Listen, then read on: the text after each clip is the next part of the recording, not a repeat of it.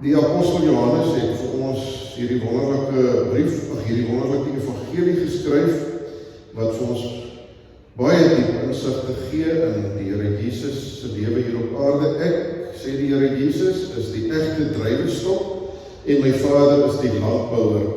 Elke loot aan my wat nie vrug dra nie, sny hy weg. Maar elkeen wat vrug dra, snoei hy skoon, sodat dit meer vrug kan dra. Julle is egter reeds skoon deur die woorde wat ek vir julle gesê het. Bly in my, soos ek in julle. Net soos die loot nie uit sy eie vrug kan dra, as dit nie in die druiwestok bly nie, so julle ook nie as julle nie in my bly nie. Ek is die druiwestok, julle die lote. Wie in my bly en ek in hom dra, hy dra baie vrug, want sonder my kan julle niks doen nie. As iemand nie in my bly nie, word hy soos 'n loot buite uitgegooi en verdroog. Hulle maak dit bymekaar en gooi dit in die vuur en dit verbrand.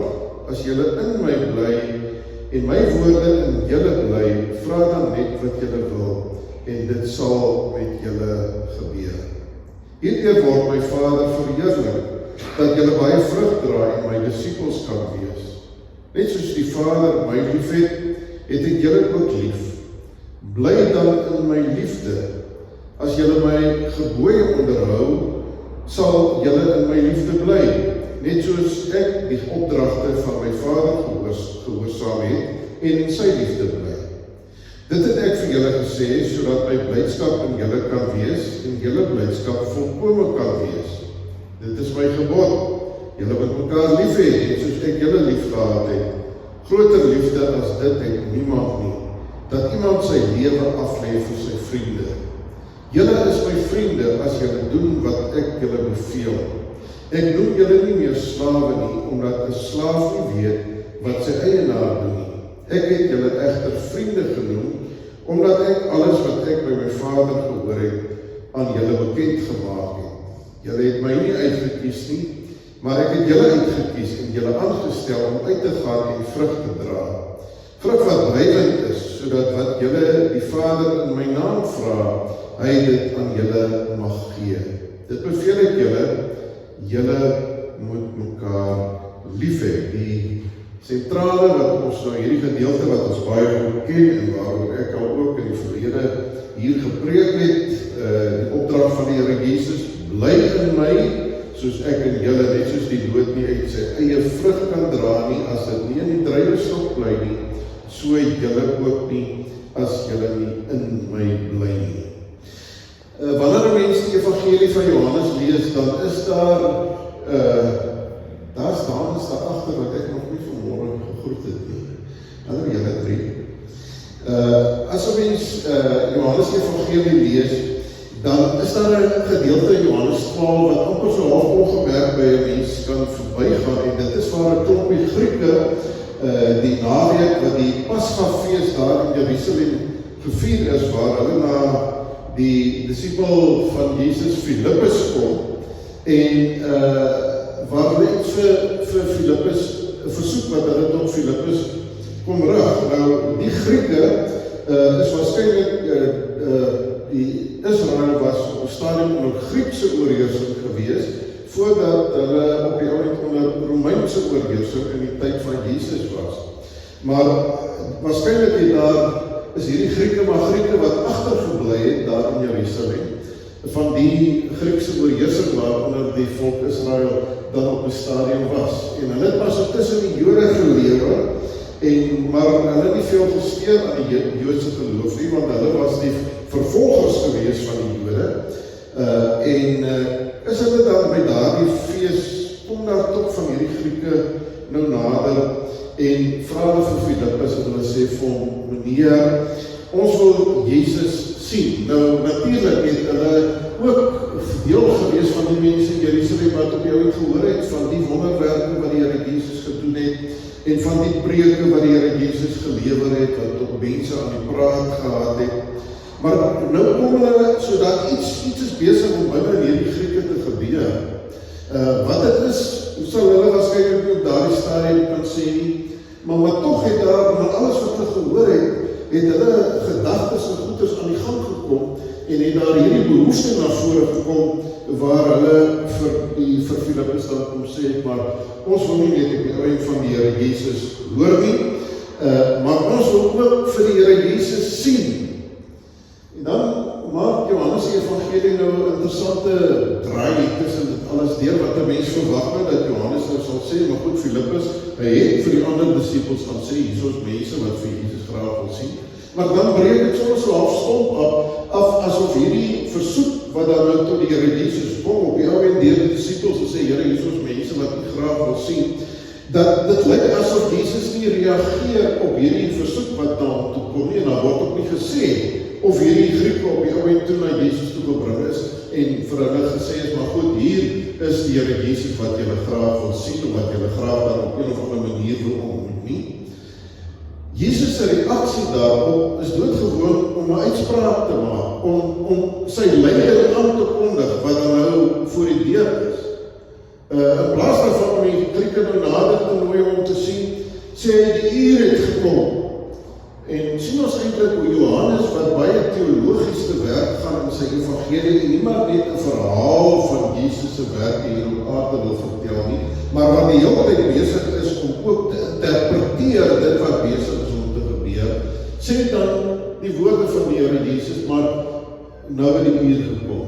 Nou dat hierdie Grieke, nou dat die nasies, want dit is die profesie in die Ou Testament, dat die nasies ook sal kom na Jerusalem toe, om uiteindelik ook die verlosser te ontmoet. Jesus sê nou, die uur het nou gekom, vir die nasies. Die tyd van lyding het nou aangebreek, dat die Seun van die mens op die ouend sy lewe sal gee.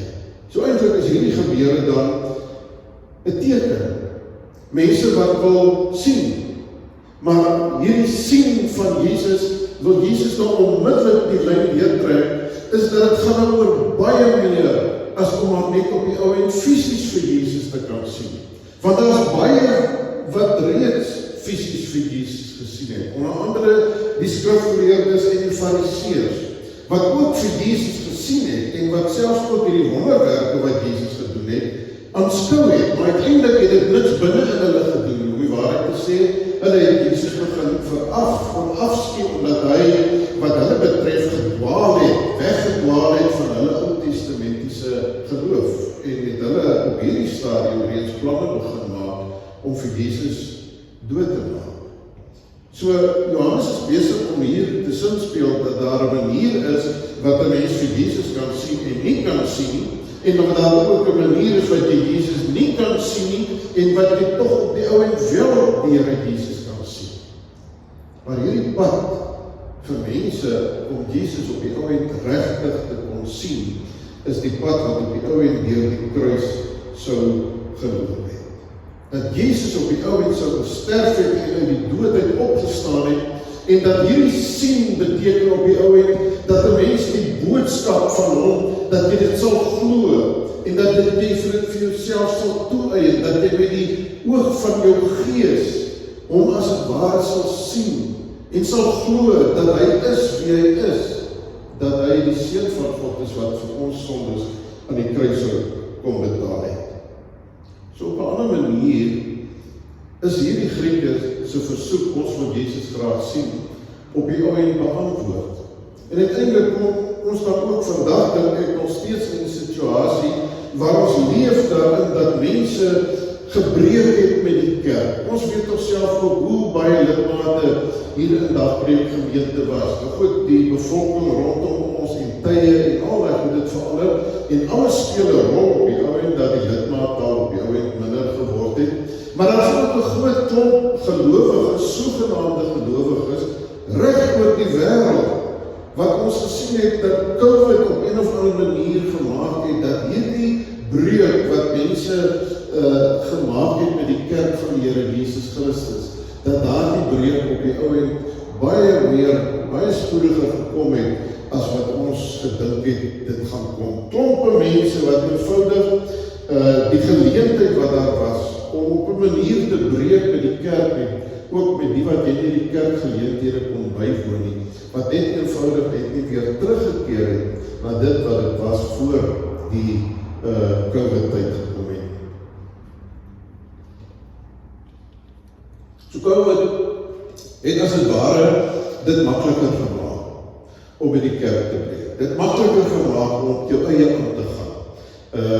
En dit is die typiese wat ons ook sien, daarmee sê ek nou nie dat mense wat nou na COVID nie meer die kerk bywoon, dat hulle ongelowig geraak het nie. Maar dit is inderdaad so dat die tyd waarin ons leef, die tyd van wat bekend staan as 'n sekularistiese tydperk waarin ons leef, 'n wêreldse tydperk, waar mense fokus op die wêreld en nie meer fokus op God nie, het COVID as het ware net dit baie makliker kom maak vir mense om nie meer betrokke te wees by die Here se dinge nie. En is dit die typiese tyd waarin ons leef, waar mense met die kennis wat ons het en met die insig wat daar is en die vermoëns van die mens om allerhande siektes en goeders te kan aanspreek, hierdie kennisontploffing wat daar is, het meegebring dat mense al meer die gevoel begin kry het, maar ons as mens kom in 'n sekere sin reg sonder God.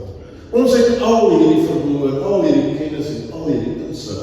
En God speel nie reg die rol soos wat hy gespeel het in die vroeë tydperk waar mense nie medikasie gehad het nie en waar mense afhanklik was, baie meer afhanklik was en wat hulle op daardie stadium gesoek het en gesig het na 'n God wat in hierdie omstandighede vir hulle kan help. Dit is vandag nie meer aan die orde van die dag nie. Mense sê dankie, ons kom baie goed reg op ons eie, ons wil elkeen baas wees van ons eie lewe, ons het God nie nodig nie, ons kom reg, ons sorg self vir onsself baie goed. Maar nou sê die navorsers van ons tyd vir ons, dat het besig is om duidelik te word, dat die mens wat so onafhanklik geraak het, onafhanklik van God geraak het, selfversorgend geraak het, dat daar binne in die mens al meer en al meer dit iets na vore kom, wat getuig daarvan, dat mense op 'n manier die sin en die betekenis van die lewe verloor het.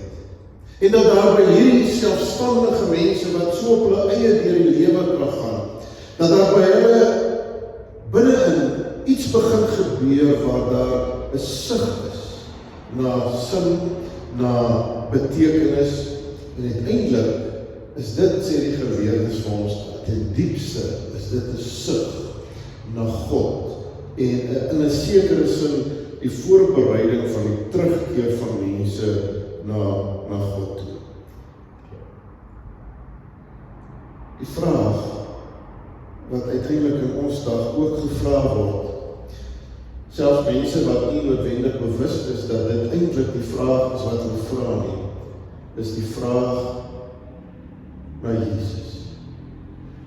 Ons wil Jesus sien.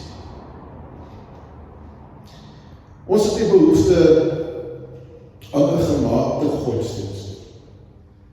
Ons het nie behoefte daaraan dat daar weer nuwe reëls en regulasies op ons gelê word nie.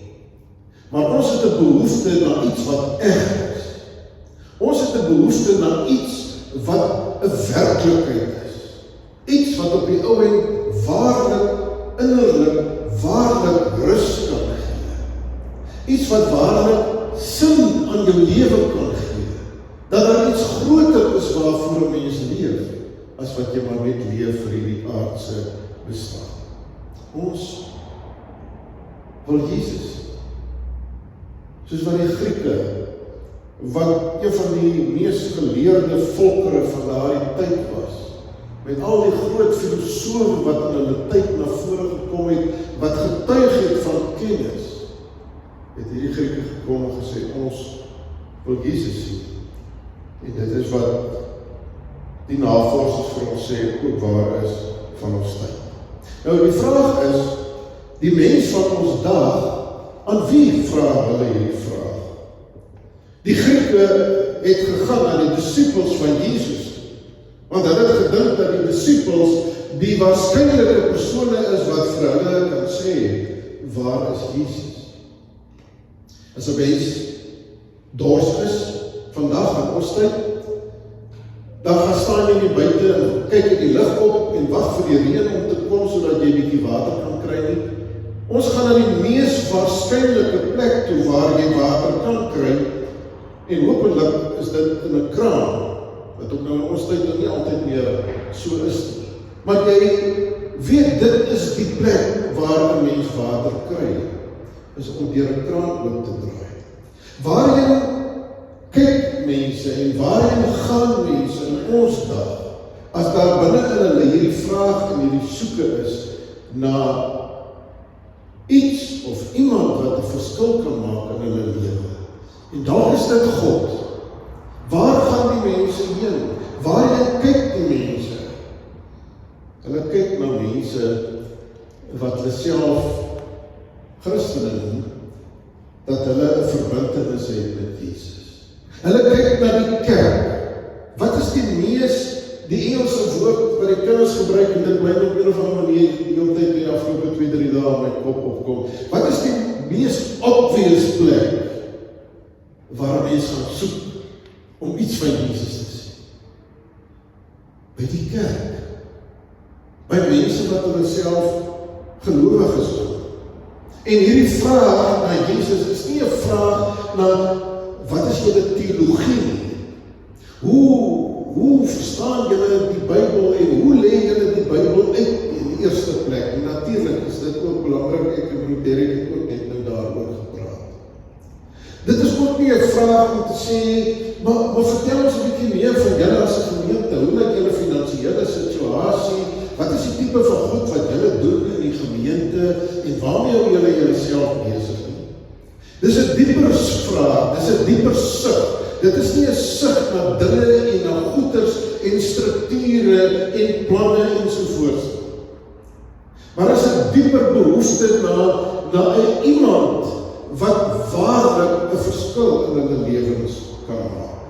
Nou, Jesus se antwoord op hierdie vraag so 'n hoofstuk en 'n half later, wanneer ons nou hier by Johannes 15 kom, en tussenin het hy nou verduidelik van die lyding en dinge wat vir hom voorlê. Hierdie antwoord van die Here Jesus kan eintlik in 'n sekere sin baie maklik by 'n mens verbygaan.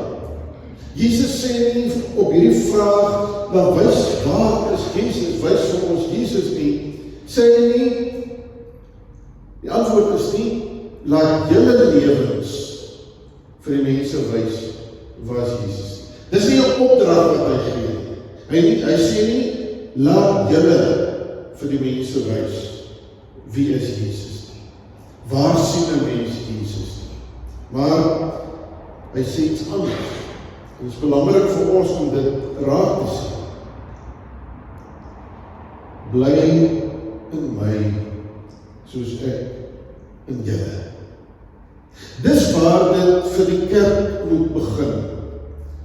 Dat wie mense kom om Jesus te wil sien.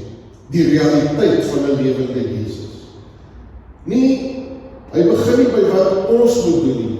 Hierdie gedeelte wil ook nie vanmôre vir my en vir jou 'n klomp opdragte kom gee en sê, maar julle moet nou 'n bietjie meer moeite doen met dit. Julle moet 'n bietjie meer ernstig wees met dit. Maar hier kom 'n woord wat in 'n sekere sin eintlik maar net 'n uitnodiging is. Bly in my. As ek in die kerk, in julle moet sigbaar word, is dit nie nodig vir julle om nog harder te werk, om nog meer dinge te doen. Al wat julle moet doen, is om in my te bly. En in 'n sekere sin is dit iets wat passief is. Om maar net te bly, om in die Here Jesus te rus, en in die Here Jesus as het ware te ontspan. Nou, ek het gisterand op die stadium en ek het nogal gedink, daar's kinders, gaan daar kinders in die kerk wees vandag, maar toe het ek ook nou besef, dit is 'n lang naweek en dan is die kinders eintlik ook nou maar nie hier nie. Ek het nogal gedink aan die metafoor van 'n foon, wanneer ons waar die Here Jesus praat van bly in my, die foon wat wanneer hy op sy eie is, word hy pap, of word hy nutteloos, maar op die ou end, wanneer hy nou met daardie tipe laaier, blijkbaar om dit nou in Dixie laaier, ek weet nie of julle nou nie, julle kan nie sien nie, maar hier by my daar so brand 'n blou liggie wat wys dat hierdie laaier is aan. Nou kan jy die foon op die laaier sit, maar partykeer kan die foon by die laaier wees, op die laaier wees, maar dan is daar iets tussenin. Dan is dit wat doen mense cover in Afrikaans van 'n foon? Dis 'n hoofdreksel. Ek weet nie wat doen mense dit nie. Maar in elk geval, daai cover wat op die foon is, kan op die oomblik nou dit wees wat maak dat daar nie daai kontak tussen die foon en die induksie laaier is nie, maar op die oomblik nou, dis waar die foon sy krag kry, naby. En toe besef ek nie, maar ek is eintlik besig om onnodige draaie te loop, want die Here Jesus self gebruik hier 'n metafoor wat eintlik baie meer sê. Hy sê, hy is die wingerdstok en ons is die lote. Hier is nie net sprake van naby kom aan Jesus en dat Jesus iets afgee wat op die oomblik aan jou oorgedra word. Dat hierdie laaier gee magnetiese veld af en dit werk 'n magnetiese kringloop binne die battery wanneer die battery naby genoeg is en dan begin die battery laai deur daai magnetiese aksie wat besig is om plaas te vind. Hier word nie gepraat, Jesus praat nie van dat ons maar net naby aan hom moet kom nie. Dat ons maar net in die kerk moet kom waar daar oor hom gepraat word nie. Dat ons maar net dalk so nou en dan die Bybel lees wat iets oor hom sê nie. Maar die beeld wat hy gebruik van die wingerdstok is dat die sap wat in die wingerdstok is, dat daai sap vloei in die loot in, sodat die loot op die ou end begin vrug dra.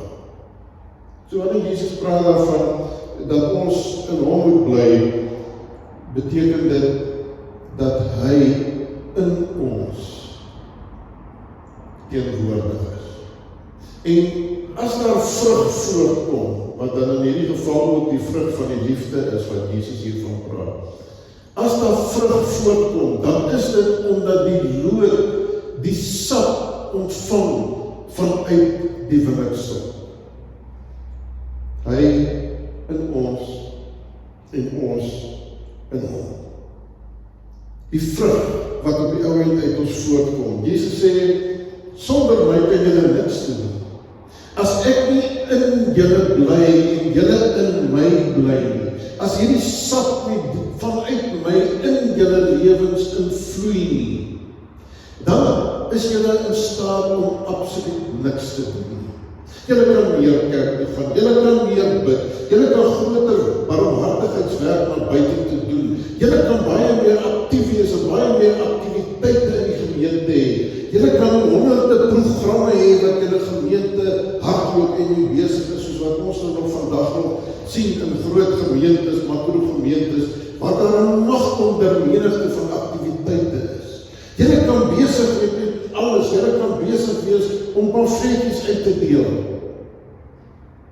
Maar uiteindelik sal dit alles kragteloos wees. Al die dingetjies waarmee julle besig is, sal kragteloos wees as ek nie in julle bly nie. En daarom kan ek maar, as 'n gelowige, kan ek maar in my lewe probeer om nog meer geduldig te probeer wees. Ons sê dit so baie keer vir mekaar, ek probeer so hard om geduldig te wees.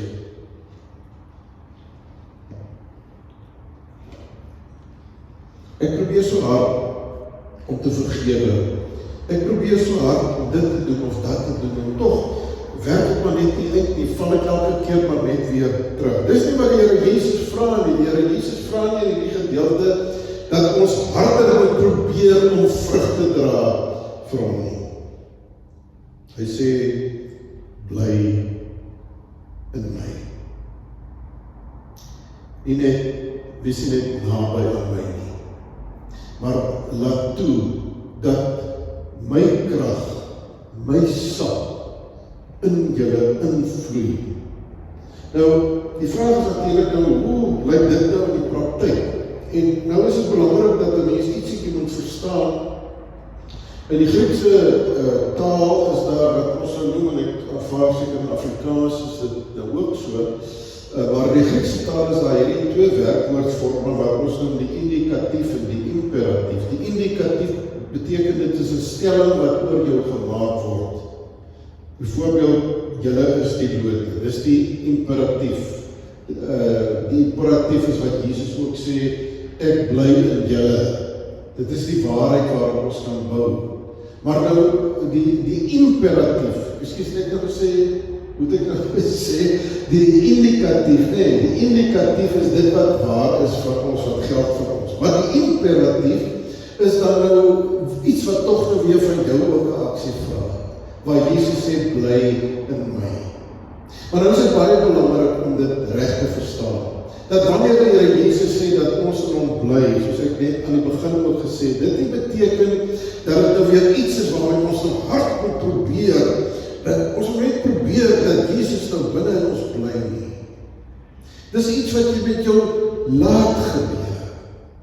Dit is iets wat getuig van 'n oorgawe wat daar van jou kant af moet wees. Dat jy moet toelaat dat die Here Jesus werklik op 'n baie tasbare manier binne in jou teenwoordig is. En jy van jou kant af ook sorg dra dat jy in hom bly. Nou, die ouer kerk en ons die genade dra ons dit tot vandag nog, het baie meer as wat ons nou vandag daaroor praat, het gepraat wat hulle genoem het sogenaamde geestelike dissiplines. Nou, 'n dissipline is iets wat jy toch aanleer, byvoorbeeld om jou tande te borsel. Jy leer dit aan, maar dit word later so in jou dit word so deel van jou, dat jy later nie meer daaroor nadink en ergens vir jouself moet sê, ek moet nou gaan tande borsel. En dan word dit nou 'n vreeslike werk en 'n vreeslike aksie wat jy nou moet gaan doen. Nee, dit gebeur van self. Dit kom later van self, omdat jy hierdie dissipline aangeleer het. En ek dink maar, dit is iets ook in daardie rigting, waaroor dit gaan ook in hierdie gedeelte, wanneer daar vir ons gesê word, dat ons in die Here Jesus moet bly. Ons kan nie dit verdien, ons kan dit nie regtig uit ons eie krag uit bewerk nie. Maar tog, het ons ook 'n verantwoordelikheid binne hierdie situasie, om binne hierdie dissipline te kan wees, waar ons dan ook toelaat, dat die Here in ons lewens indra, wat hy in ons lewens wil indra. Ek het maar 4 dinge daar genoem, dat ons meer bewus moet wees van die Here se teenwoordigheid hier by ons. Dat vir my om in die Here Jesus te bly, beteken dat daar 'n dissipline by my moet wees, om vir myself oor en oor te kan herhaal, en vir myself te kan sê, dat die Here is ook in my. Hy bly in my. Hy is hier by my teenwoordig. En dan die woord, die Bybel wat ook 'n rol speel, waardeur die Here met my praat, en hoe meer ek die dissipline het, om besig te wees met die woord van die Here, gebeur daar iets wat ek eintlik nie kan bewerk nie. Maar wanneer ek met die woord besig is, dan doen die woord iets met my. Ek ondervind dit oor my lewe, en ek glo dat u ook dit in u lewe ondervind. Dat jy miskien vir 'n tyd lang nie regtig ernstig maak met die Bybel nie. Mens kan elke dag vir jou lewe Bybel lees, en dan doen die Bybel niks in jou lewe nie, omdat jy net nie die ruimte daarvoor gee nie. Maar dan vind jy op 'n dag net weer, hier waar ek nou stil word voor die Here, net waar ek die Bybel lees. Ek was nog nie baie lus gewees om Bybel te lees, ek het nog gedink, ek het nie vreeslik tyd vandag om Bybel te lees nie, maar waar ek toch op die ou end met die Bybel besig is, gebeur dat, gebeur baie keer ook, wanneer ek nie nou lus om kerk te gaan, en die skout is nat, en wat ek al, maar besluit ek toch op die ou end, ek sal toch nou maar gaan, en dan gaan jy kerk toe, dan ondervind jy dit, dat daar eintlik nou, deur hierdie dissipline wat jy aan die dag gelê het, dat daar iets met jou gebeur het. Dis nie jy wat dit laat gebeur het nie, maar jy was daar gewees. En die Here het deur die woord, het hy met jou gepraat, en het hy iets in jou binneste gedoen. Ook gehoorsaamheid aan die Here, waar ek ook fokus daarop, om myself te herinner aan dit wat die Here van my vra, en ook te fokus en bewus te wees van situasies wat oor my pad kom, waar wanneer ek in daai situasie kom, waar iemand my kwaad aandoen of wat ook al, waar daar ook hierdie bewustwording is, by natuurlike reaksies om ook kwaad te word en terug daai ou gevet te gee, wat nou teenoor my iets gedoen het, maar waar daar toch ook hierdie bewusheid teenwoordig is, maar die Here vra vir my 'n anderse manier van reageer in daardie situasie. En natuurlik nou gebed ook in my omgang met die Here. Maar broers en susters, dit is hier dink ek waar dit vir 'n mens duidelik moet word wat presies op die ou end aan die gang is. Want jy kan hierdie goeders kan jy doen as dingetjies wat jy op die ou end ook 'n tipe van 'n regmerkie aan die lysie moet maak. Ek het gebid vandag, ek het Bybel gelees, ek het vir myself gesê die Here is hier teenwoordig. Maar dit lê daai vlakkie dieper. Dit kan ook met emosie gepaard gaan, maar dit is nie in die eerste plek die emosionele belewenis van die teenwoordigheid van die Here nie. Maar is net om toe te laat dat die Here iets in jou hart en in jou lewe doen. Ek dink dis die imperatief, imperatief. Bly in my. Wees die son. Wees in daai ruimte waar binne ek kan werk met jou. Ag, ek het dit vanmorgen sommer weer op hier beleef, dat 'n mens so maklik kan besig wees, jy het nou alles daar by huis by mekaar gemaak, jy het al die goedertjies hier kom opstel wat werk en op baie keer nie werk nie, maar jy was nou heel besig gewees. En tog net die oomblik waar jy ook net stil raak, nou weer voordat ons in die erediens ingaan, is dat tog hierdie gewaarwording, dat dit wat hier besig is om te gebeur, is soveel meer as my aktiwiteit en al die goedertjies wat ek vooraf reg kry en by mekaar kry, om alles nou hier te kom sit, om dit nou op een of ander manier aan te bied. Maar net die bewustwording daarvan, dat die Here self is hier, en dat dit wat hier gebeur, is baie meer as maar net een of ander voordrag van my kant af. Maar dat die Here self, dat hy werksaam is in hierdie ruimte waar binne ons onsself bevind. Wie in my bly, dra vrug. Wie toelaat dat ek hom of haar kan bewus maak van my teenwoordigheid.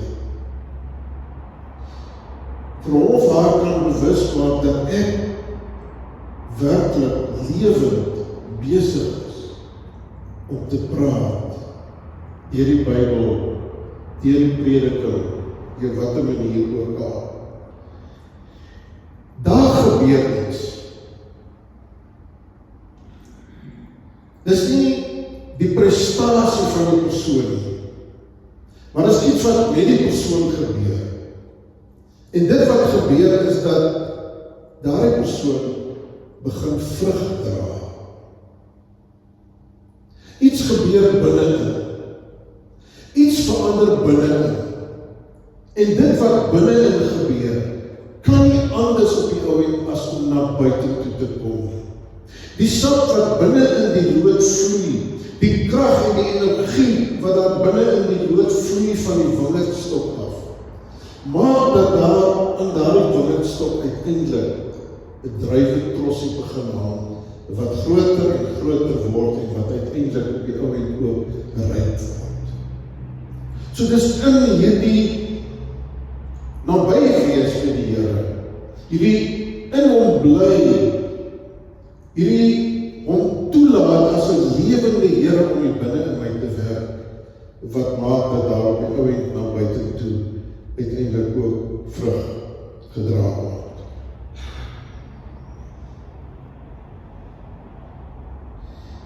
Dit gaan op jou daaroor dat jy moet ophou om so anders te probeer wees. Maar dat jy die Here sal toelaat self om binne jou te werk.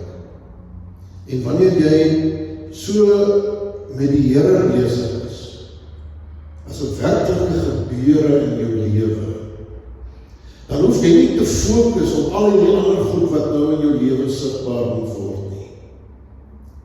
Want dan verander jy binne in op so 'n manier dat dit van self buitentoe sigbaar word. Dat die vrug die uitvloeisel is van hierdie bly in die Here Jesus. Nou mense op die ou end, die eerste is om raak te sien wat in jou gebeur. Selfs dat hulle in jou raak sien wat jy nie jouself bewus is van in jou teenwoordig is. Dat hulle in jou raak sien dat daar 'n bepaalde sagtheid in jou lewe is. Dat daar een of ander liefde of affiniteit in jou lewe is vir mense wat swaar kry onder moeilike omstandighede. Dat mense vir jou kan sê op die ou end, maar hoekom is jy so anders? En dan sê maar goed, wat is anders? Omdat hulle Jesus in jou sien. Meneer wys vir ons Jesus. Kerk van die Here Jesus wat julle self gelowig is in Christus noem. Ons het behoefte daar. Nie om 'n kerk met reëls en regulasies en 'n klomp moetseremonies en 'n klomp programme en dinge te sien nie. Maar ons het behoefte om die lewende Here Jesus Christus, die Seun van God, God self, te sien. Ons wil graag vir Jesus sien. Ons die Here gee dat deur sy genade alleen en deur sy krag wat in ons werk, dat daar binne in ons dinge werklik mag gebeur wat uiteindelik ander mense help om Jesus in hulle lewens te ken en te sien, maar dit meer en meer ook waar word, ook van my, van jou en ook van daardie gemeente. Hemelse Vader, Here, ons weet dat as ons nie in Jesus bly nie dat ons dan min op die ooit sal kan doen nie, maar niks. Dat ons niks kan doen wat regtig waarde en betekenis het sonder hy wat in ons bly en ons wat in hom bly nie. En ons wil maar net vir u baie dankie sê, Here, dat u in ons bly deur die Heilige Gees. En dat dit is omdat u in ons bly dat ons op die ou end ook die krag ontvang om in u te bly. Ons eer en ons loof u daarvoor. Ja, Here, want sonder u in ons kan ons nooit in u bly nie. Dankie dat u altyd die eerste tree gee, sodat ons kan volg.